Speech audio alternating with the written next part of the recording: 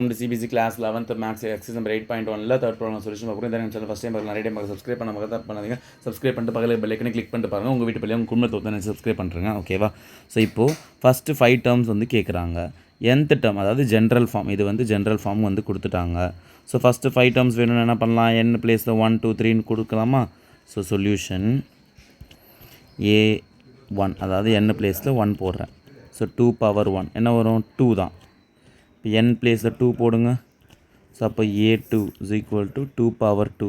2 power 2 என்ன பார்த்தோம்? 2 into 2 which is 2 2s are 4. Next n பிளேஸில் 3 போடுங்க. So a3 is equal to 2 power 3. அப்போனா என்ன அர்த்தம்? 2 into 2 into 2 which is 2 2s are 4, 4 2s are 8.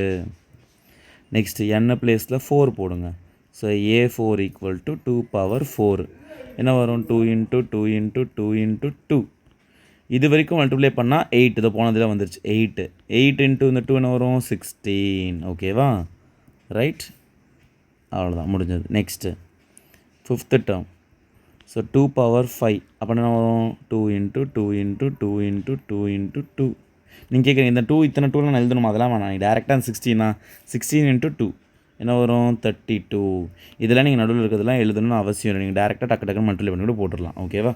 So the first 5 terms are first 5 terms are என்ன வரும்? 2 4 8 16 32. முடிஞ்சது சம். ஓகே, நெக்ஸ்ட் நியூஸ் போட்டாடா. பாய்.